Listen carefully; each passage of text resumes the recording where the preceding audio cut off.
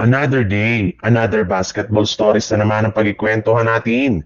At ngayon nga, yung magtatanggal na nga daw ng 4 na players ang Los Angeles Lakers. At ang balitang pagkuha ng Golden State Warriors kay Nick Claxton.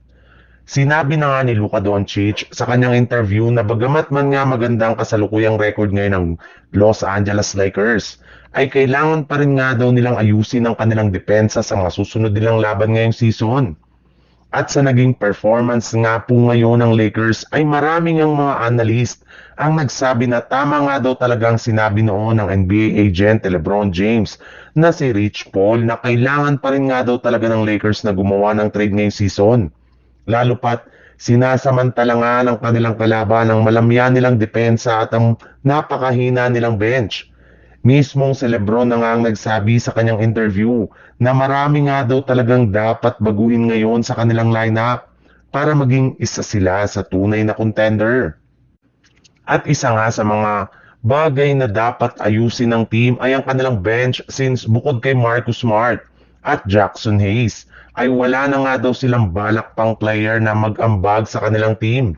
Kaya kailangan na nga daw talagang tanggalin ang mga manlalaro nang walang nagagawa sa kanilang kupunan. Katulad na lang ni Gabe Vincent, Dalton Kenick, Maxi Kleber at maging si Jared Vanderbilt. Sa ibang balita naman, sa kabila nga ng mga pagkapanalo ng Golden State Warriors, ay nangangamoy na nga na hindi sapat ang kanilang kasalukuyang lineup para magkampiyon ngayong taon.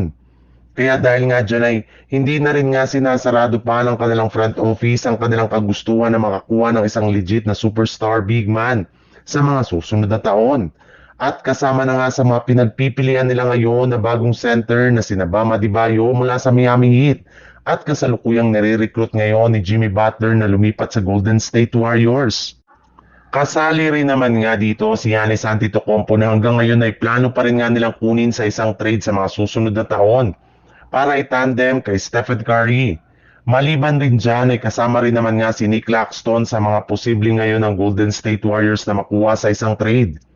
In fact, meron nga sila ngayong sapat na trade asset para makuha ito mula sa Brooklyn Nets gamit ang kanilang mga players na sina Moses Moody, Buddy Hield at 2032 first round pick.